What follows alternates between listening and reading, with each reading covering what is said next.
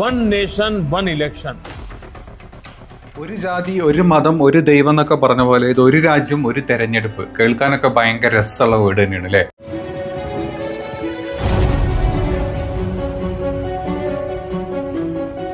അത് തന്നെയാണ് സകലമാന നേതാക്കന്മാരും പറയുന്നത്. കേൾക്കാനൊക്കെ ഭയങ്കര സുഖമാണ്, പക്ഷെ നടത്തിക്കാനുള്ള ബുദ്ധിമുട്ടുകളാണ് എല്ലാവരും പറയുന്നത്.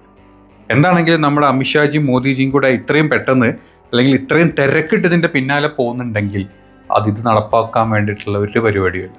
വേറെ എന്തോ വലുത് വരാറുണ്ട്, അതല്ലെങ്കിൽ വേറെന്തോ പിന്നിലൂടെ നടക്കുന്നുണ്ട്. ഇതിനെ മറച്ചു വെക്കാൻ വേണ്ടിയിട്ട് ആൾക്കാരുടെ ശ്രദ്ധ തിരിക്കാനും വേണ്ടിയിട്ടും ബാക്കി പോലീസിൻ്റെയും ബാക്കി സോഷ്യൽ മീഡിയാസിൻ്റെയും ന്യൂസ് ചാനൽസിൻ്റെയും ഒക്കെ ശ്രദ്ധ തിരിച്ചുവിടാൻ വേണ്ടിയിട്ട് നമ്മുടെ മോദിജി അല്ലെങ്കിൽ നമ്മുടെ അമിത്ജി കണ്ടുപിടിച്ചിട്ടുള്ള ഒരു മൂവ്മെൻറ്റ് മാത്രമായിട്ടാണ് ഞാൻ മനസ്സിലാക്കിയത്. ഞാൻ പല ന്യൂസുകളും പല കാര്യങ്ങളും പലതും കണ്ടപ്പം എനിക്ക് മനസ്സിലാക്കിയിട്ടുള്ള കാര്യം അത് തന്നെയാണ്. അതല്ലാണ്ട് അങ്ങോട്ട് വന്ന് ഇത്ര എളുപ്പത്തിൽ ഇങ്ങനെ ഞൊടിയിടയിൽ ചേഞ്ച് ചെയ്യാൻ പറ്റുന്ന ഒരു സംഭവം നല്ലത് എന്നുള്ളത് സകലമാന ആൾക്കാർക്കും അറിയാം അല്ലേ? ഈ ഒരൊറ്റ നിയമം പാസ്സാക്കി എടുക്കണമെങ്കിൽ എന്തൊക്കെ വേറെ ബുദ്ധിമുട്ടുകളുണ്ടെന്ന് നിങ്ങൾക്കറിയാം.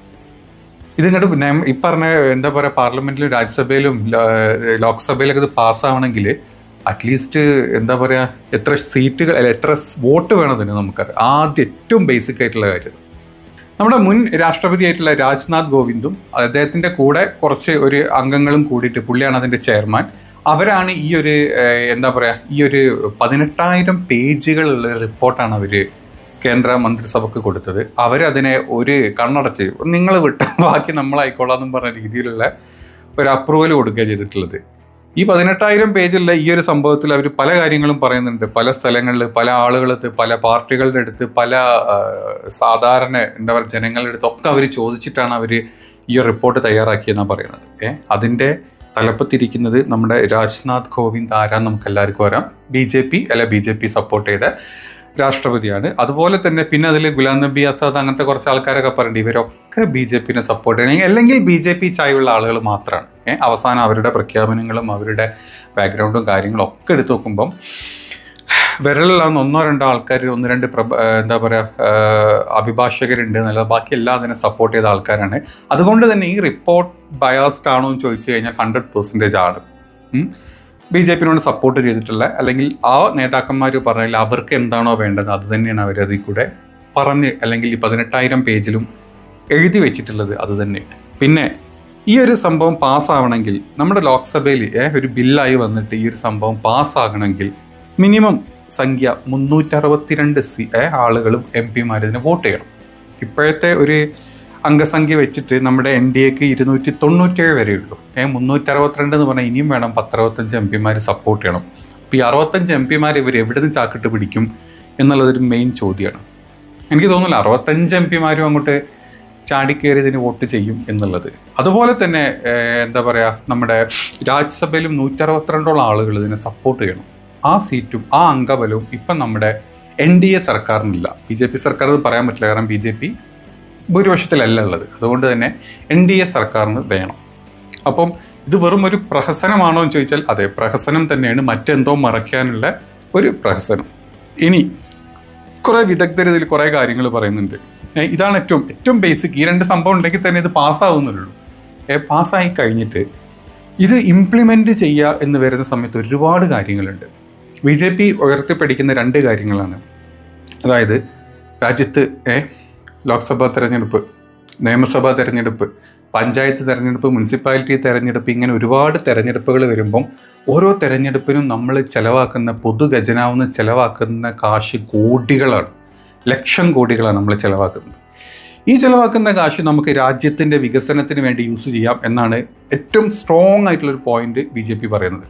രണ്ടാമത്തെ BJP പറയുന്ന പോയിന്റ്, അതായത് ഇങ്ങനത്തെ ഒരു ഇലക്ഷൻ വരുന്ന സമയത്ത് ഇലക്ഷൻ ഓഫീസേഴ്സ്, സർക്കാർ ജോലിക്കാർ, പോലീസിനെ വിന്യസിക്കണം, സുരക്ഷ ഉറപ്പുവരുത്തണം, ഇങ്ങനത്തെ ഒരുപാട് സർക്കാരിൽ, അതായത് ഒരു പോളിസി നടപ്പാക്കിക്കൊണ്ടിരിക്കുന്ന സമയത്ത് അല്ലെങ്കിൽ ഒരു സർക്കാരിൻ്റെ എന്തെങ്കിലും ഒരു ഇംപ്ലിമെൻറ്റേഷൻസ് കാര്യങ്ങൾ ജനങ്ങൾക്ക് മെച്ചപ്പെടുന്ന അല്ലെങ്കിൽ മറ്റ് പല രീതിയിലുള്ള ഓഫീസ് വർക്ക് നടന്നുകൊണ്ടിരിക്കുന്ന സമയത്താണ് ഈ ആൾക്കാരൊക്കെ അങ്ങോട്ടും ഇങ്ങോട്ടും നമ്മൾ ഷഫിൾ ചെയ്ത് വിടുന്നത്. അപ്പം ഈ അല്ലെങ്കിൽ നമ്മുടെ രാജ്യത്തിൻ്റെ പോളിസി ഇംപ്ലിമെൻറ്റേഷൻസ് ഒന്നും ആ സമയത്ത് പ്രോപ്പറായിട്ട് നടക്കുന്നില്ല. ഒരുപാട് പദ്ധതികൾ അവിടെ സ്റ്റോപ്പ് ആവും. പല എന്താ പറയുക സിഗ്നേച്ചർ പാർട്ടി കാര്യങ്ങളൊക്കെ സ്റ്റോപ്പ് ആവുന്ന സമയത്ത് ആ നിയമ നിർമ്മാണ സംവിധാനങ്ങൾ അവിടെ നടക്കാതെ വരുമ്പോൾ അതൊക്കെ നമ്മുടെ രാജ്യത്തിന് നഷ്ടമാണ് നമ്മൾ ചിന്തിച്ചു കഴിഞ്ഞാൽ. ഈ പറഞ്ഞ ആൾക്കാരൊക്കെ നമ്മൾ അങ്ങ് ഷഫിൾ ചെയ്ത് വിടില്ല പല സ്ഥലത്തും. അപ്പോൾ അവരെ വർക്ക് നടക്കുന്നില്ല, സർക്കാർ ജീവനക്കാരെ വർക്ക് പ്രോപ്പറായിട്ട് ആ സമയത്ത് നടക്കുന്നില്ല. ഈ ഇലക്ഷൻസ് കൊല്ലത്തിൽ ഓരോ ഇലക്ഷൻസ് വരുമ്പോൾ ഈ 2 സ്ട്രോങ് പോയിന്റ് മാത്രമേ നമ്മുടെ BJPക്ക് മുന്നോട്ട് വെക്കാനുള്ളൂ. ഈ 2 പോയിന്റിന് വേണ്ടിയിട്ടാണ് നമ്മൾ മറ്റു കാര്യങ്ങളൊക്കെ ഇപ്പോൾ ചേഞ്ച് ചെയ്യണമെന്ന് പറയുന്നത്. ഈ ഒരു സംഭവം ചേഞ്ച് ചെയ്യണമെങ്കിൽ 18ഓളം നമ്മുടെ നിയമ ഭേദഗതികൾ വരുത്തണം ഭരണഘടനയിലൊക്കെ എഴുതി വെച്ചിട്ടില്ല. ഈ ഓരോ നിയമ ഭേദഗതി നമ്മൾ തിരിക്കണമെങ്കിലും ഈ പറഞ്ഞ ലോക്സഭയിലും ഈ പറഞ്ഞ രാജ്യസഭയിലും ഞാൻ നേരത്തെ പറഞ്ഞ 362 167 MP ഇതിനെ സപ്പോർട്ട് ചെയ്തിട്ടേ ഇത് തിരുത്താൻ നമുക്ക് പറ്റുള്ളൂ. ഈ 18 എന്നാണ് ഞാൻ മനസ്സിലാക്കിയത്. ഞാൻ അത് കൂടുതലാണോ കുറവാണെന്ന് എനിക്ക് വലിയ ഉറപ്പില്ല, പക്ഷെ ഞാൻ പറയട്ടെ. അപ്പോൾ തന്നെ ഉറപ്പാണ് നമുക്ക് ഇത് അത്ര എളുപ്പത്തിൽ നടത്താൻ പറ്റുന്നൊരു കാര്യമില്ല. ഇത് നടത്തിയൊരു പുതിയ സിസ്റ്റമാക്കി കൊണ്ടുവരണത്. കൊണ്ടുവന്ന് കഴിഞ്ഞിട്ട് നിങ്ങൾ ഈ പറഞ്ഞ പോലെ ഇതിൽ പറയുന്ന കാര്യം വെച്ചാൽ പാർലമെൻറ്റ് ഇലക്ഷനും അതുപോലെ തന്നെ നമ്മുടെ നിയമസഭാ ഇലക്ഷനും ഒരേ സമയത്ത് ഒരേ ദിവസങ്ങളായിരിക്കും ഇവർ പറഞ്ഞ കണക്കിൽ. അത് കഴിഞ്ഞിട്ട് വിത്തിൻ 100 days തന്നെ ഈ പറഞ്ഞ ഇന്ത്യയിൽ മൊത്തം പഞ്ചായത്ത്, മുനിസിപ്പാലിറ്റി, മറ്റ് ഇലക്ഷനും നടത്തണം. ഇങ്ങനെയാണ് ഇതിൻ്റെ ടേം വരുന്നത്. അപ്പോൾ ഈ വരുന്ന സമയത്ത് നമ്മുടെ രാജ്യത്ത് നമ്മുടെ കേരളത്തിലോട്ട് നമ്മളെ കേരളത്തിലോട്ട് വരുമ്പോൾ ഏറ്റവും ബേസിക് ആയിട്ട് നിയമസഭയിൽ 2 പാർട്ടിയാണ്. ഒന്ന് CPM മാർക്സിസ്റ്റ് പാർട്ടിയും ഒന്ന് നമ്മുടെ കോൺഗ്രസും ബദ്ധവൈരികളാണ്. ഇവിടെ ഈ 2 പാർട്ടികൾ ഏതെങ്കിലും പാർട്ടിയെ ഭരിക്കുകയുള്ളൂ. ഇതേ സമയത്ത് നമ്മൾ അങ്ങോട്ട് കയറി കേന്ദ്രത്തിലോട്ട് ചെന്ന് കഴിഞ്ഞാൽ ഇവിടെ ബദ്ധവൈരികളായിട്ട് 2 ആൾക്കാരും അവിടെ ഒരാൾക്കാർക്ക് വോട്ട് ചെയ്തത് രാഹുൽ ഗാന്ധിക്ക്, അല്ലെങ്കിൽ രാഹുൽ ഗാന്ധി നയിക്കുന്ന കോൺഗ്രസിനെ സപ്പോർട്ട് ചെയ്താൽ നമ്മൾ വോട്ട് ചെയ്യാം. അപ്പം ഒരേ സമയത്ത് നമ്മളിങ്ങനെ ഇലക്ഷന് ഇപ്പോഴത്തെ ഒരു അവസ്ഥ നമുക്കറിയാം. കേരളത്തിലെ അവസ്ഥ എന്ന് പറഞ്ഞാൽ ഭയങ്കര പരിതാപകരമാണ്. അതായത് ഇപ്പോഴത്തെ ഭരണത്തോടുള്ള ഇപ്പോഴത്തെ ഭരണപക്ഷത്തോടുള്ള ദേഷ്യവും ആൾക്കാരുടെ ആ ഒരു വെറുപ്പും എല്ലാം കൂടെ ഓൾറെഡി ഉള്ളിൽ അവർക്കുണ്ട്. അപ്പോൾ ഓൾറെഡി നമ്മുടെ നിയമസഭയിൽ വരുമ്പോൾ ഓക്കെ നമ്മൾ തിരിച്ച് എതിർ പാർട്ടിക്ക് പ്രതിപക്ഷത്തിന് വോട്ട് ചെയ്യാം എന്ന് വിചാരിച്ച് നിൽക്കുന്ന ആൾക്കാർ, അങ്ങനെ വിചാരിക്കുന്ന ആൾക്കാർ അതേ ബാലറ്റ് അല്ലെങ്കിൽ അതേ സ്ഥാനത്ത് തന്നെ നമ്മൾ കേന്ദ്രത്തിൽ അതായത് പാർലമെൻറ്റിലോട്ട് വരുന്ന സമയത്ത് നമ്മൾ കുത്തേണ്ടതാർക്കാം? ഇവിടെ നമ്മൾ എതിരെ കുത്തുന്ന ആൾക്കാർക്ക് നമ്മൾ അവിടെ സപ്പോർട്ട് കുത്തണം. അതായത് ഇവിടുത്തെ മാർക്സിസ്റ്റുകാർ പാർലമെൻറ്റിൽ വരുമ്പോൾ രാഹുൽ ഗാന്ധിക്ക് കുത്തണമെങ്കിൽ അല്ലെങ്കിൽ കോൺഗ്രസിന് കുത്തുന്ന അതേ ആൾക്കാർ ഇപ്പുറത്ത് വന്നിട്ട് അവർക്കേ കുത്താൻ പറ്റുള്ളൂ. ഇത് ഇവിടുത്തെ മാത്രമല്ല, ഈ പ്രാദേശിക പാർട്ടികൾ ഒരുപാടുണ്ട്. അതായത് ദേശീയ തലത്തിൽ അംഗീകാരമുള്ള പാർട്ടികളാണെങ്കിൽ കൂടെ ഈ പറഞ്ഞ പോലെ കേരളത്തിലും ഇതുപോലെ തെലങ്കാനയിലും നമ്മുടെ ആന്ധ്രാപ്രദേശിലും ബീഹാറിലും എല്ലാം പ്രാദേശിക അവിടുത്തെ ലോക്കൽ പാർട്ടികൾ, നിതീഷ് കുമാറിൻ്റെയും ഇതുപോലെ നമ്മുടെ ചന്ദ്രബാബു നായിഡുവിൻ്റെ പാർട്ടി, അതുപോലെ നമ്മുടെ രേവന്ത് റെഡ്ഡിൻ്റെ പാർട്ടി, ഇങ്ങനെ കുറേ പാർട്ടികളുണ്ട്. അവരെ സംസ്ഥാനങ്ങളിൽ അവർ സപ്പോർട്ട് ചെയ്യുന്നതായിരിക്കില്ല അവർ കേന്ദ്രത്തിൽ സപ്പോർട്ട് ചെയ്യുന്നത്. അങ്ങനെ ഇന്ത്യ മൊത്തം അങ്ങനത്തെ പാർട്ടികളാണ്. അപ്പോൾ വോട്ട് ചെയ്യാൻ പോകുന്ന ഞാൻ കൺഫ്യൂസ്ഡാണ്. ഇവിടെ ഞാൻ ഇവർക്ക് എതിരെ വോട്ട് ചെയ്യുന്നു. ഞാൻ CPM-മാരനാണ്. ഇവിടെ വന്നിട്ട് ഞാൻ CPM-നെ സപ്പോർട്ട് ചെയ്ത് വോട്ട് ചെയ്യും. ഞാൻ അവിടെ ചെല്ലുന്ന സമയത്തോ ഞാൻ പാർലമെൻറ്റിൽ ഞാൻ രാഹുൽ ഗാന്ധിക്ക് വോട്ട് ചെയ്യണം. ഇതിൽ ഒരു പാർട്ടിയിലും പെടാത്ത ഒരാൾ, ഇത് പാർട്ടിക്കാരുടെ കാര്യം ഞാനീ പറയുന്നത്, ഒരു പാർട്ടിയിലും പെടാത്ത ഒരാൾ, നിഷ്പക്ഷനായിട്ട് നിൽക്കുന്ന ഒരാൾ വന്നിട്ട് ഇവിടുത്തെ സർക്കാരിൻ്റെ തൊല്ലുകൊണ്ട് ഞാൻ ഇവിടെ കോൺഗ്രസിന് വോട്ട് ചെയ്യും. അവിടെ ചെല്ലുമ്പോൾ അവിടേക്ക് എനിക്ക് ഇഷ്ടനേരെ അപ്പോൾ ഞാൻ തിരിച്ച് വോട്ട് ചെയ്യണം. അപ്പോൾ ആളുകൾക്ക് കൺഫ്യൂസ്ഡാണ്. ഞാൻ ഇവിടെ ഒന്നിനെ സപ്പോർട്ട് ചെയ്യുന്നു, അവിടെ ഞാൻ വേറെ ആളെ സപ്പോർട്ട് ചെയ്യുന്നു എന്നുള്ള രീതിയിൽ ആളുകൾ അങ്ങ് കൺഫ്യൂസ്ഡ് ആയിട്ട് അവർക്ക് ആർക്ക് വോട്ട് ചെയ്യണം, എങ്ങനെ വോട്ട് ചെയ്യണം എന്ന് ഒരു ഐഡിയ ഇല്ല. ഇതാണ് ഇതിൻ്റെ ഏറ്റവും ബേസിക് ആയിട്ടുള്ള സാധാരണ ജനങ്ങൾ ഇതിനിടെ പെട്ടിട്ട് ചിന്തിച്ച് ചെയ്യാൻ പോകുന്നത്. അതല്ലാണ്ട് ഉയർന്നൊരു പാർട്ടി പക്കാ കോൺഗ്രസ്സുകാർക്ക് അവിടെയും കോൺഗ്രസ് ഇവിടെയും കോൺഗ്രസ്, അതല്ലെങ്കിൽ അവിടെ BJP വോട്ട് ചെയ്യുന്ന ആൾക്ക് ഈ നാട്ടിൽ BJP വോട്ട് ചെയ്യുന്ന ആൾക്ക് കുഴപ്പമില്ല. പക്ഷേ പ്രാദേശികമായിട്ട് നമ്മുടെ പഞ്ചായത്ത് ഇലക്ഷൻ വരുന്ന സമയത്ത് പഞ്ചായത്ത് എപ്പോഴും ഇലക്ഷൻസ് വരുമ്പം ആ വാർഡിൻ്റെ പ്രതിനിധിയാണോ ആളെ കണ്ടിട്ടേ നമ്മൾ വോട്ട് ചെയ്യുള്ളൂ. അല്ലെങ്കിൽ പാർട്ടി നോക്കി വോട്ട് ചെയ്യുന്നത് കുറച്ച് പാർട്ടിക്കാർ മാത്രമാണ്. ആ വാർഡ് മെമ്പർ എങ്ങനെയാണ്, അല്ലെങ്കിൽ ആ ബ്ലോക്ക് മെമ്പർ എങ്ങനെയാണ്, അല്ലെങ്കിൽ ആ മുനിസിപ്പാലിറ്റിയോട് വരുന്ന ആളുകൾ അവരെ കണ്ടിട്ട് വോട്ട് ചെയ്യുന്ന ആളുകളാണ്. അതിൻ്റെ കൂടെ നമ്മൾ ദേശീയതയും കൂടെ ഇൻക്ലൂഡ് ചെയ്ത്, അതായത് ആ പ്രാദേശിക സ്ഥലത്തുള്ള നടക്കുന്ന കാര്യങ്ങളെല്ലാം മറന്ന് നമുക്ക് മൊത്തം മിക്സ്ഡ് ആയിപ്പോൾ. ദേശീയതയിൽ നടക്കുന്നത് വേറെ, നമ്മുടെ സംസ്ഥാനത്ത് നടക്കുന്നത് വേറെ, നമ്മുടെ പഞ്ചായത്തിൽ നടക്കുന്ന കാര്യങ്ങൾ വേറെ. ഇത് മൂന്ന് വോട്ടായിട്ടാണ് പോകുന്നത്. അപ്പോൾ ഇത്തരത്തിലുള്ള കുറേ കൺഫ്യൂഷൻസ് ഈ പറഞ്ഞ ജനങ്ങൾക്ക് വരും ഇതിൻ്റെ ഇടയിൽ. പിന്നെ അത് മാത്രമല്ല, അതും ഇതിൻ്റെ ഒരു ഭാഗം മാത്രമാണ്. അതല്ലാണ്ട് പിന്നെ വരാൻ പോകുന്ന ബുദ്ധിമുട്ടുകൾ എന്ന് പറഞ്ഞു കഴിഞ്ഞാൽ ഇപ്പം ഒരു സംസ്ഥാനം ഭരിച്ചുകൊണ്ടിരിക്കുന്ന സമയത്ത് എന്തെങ്കിലും ഒരു കാരണം കൊണ്ട്, നമുക്കറിയാം പല കാരണങ്ങൾ കൊണ്ട് ഭരണം വീഴാറുണ്ട്. ഇപ്പം ഭരിച്ച പാർട്ടിയിലെ എന്താ പറയുക പല രാജ്യങ്ങളും പല കാരണങ്ങളും കൊണ്ടും പല എന്താ പറയുക പ്രഖ്യാപനങ്ങളും ഭരണം 5 കൊല്ലത്തിനിടയ്ക്ക് വീഴാറുണ്ട്. അങ്ങനെ വീണ് കഴിഞ്ഞാൽ വീണ്ടും ഒരു ഇലക്ഷൻ നടത്തണം. അന്നും ചിലവ് തന്നെയാണ്. അപ്പോൾ ഈ പറഞ്ഞ ആ ഒരു ഇത് ഞാൻ പറഞ്ഞ കംപ്ലീറ്റ്ലി എന്നല്ല, ഇടക്കിടക്ക് നമ്മുടെ നാട്ടിൽ നടന്നുകൊണ്ടിരിക്കുന്ന കാര്യങ്ങളാണ്. അപ്പോഴും ഈ പറഞ്ഞ ചിലവ് ചുരുക്കുക എന്നുള്ളൊരു ഇതിൻ്റെ ഭാഗത്തിൽ വരുമ്പോൾ വീണ്ടും ഇത് തന്നെ ചിലവ് തന്നെ വരുന്നത്. ഈ ചിലവ് വന്നിട്ട് വീണ്ടും നമ്മൾ ഈ ചിലവിട്ട് കഴിച്ചിട്ട് നമ്മളവിടെ തെരഞ്ഞെടുപ്പ് നടത്തുന്ന ഒരു അവസ്ഥയാണ് നമ്മുടെ നാട്ടിൽ വരുന്നത്.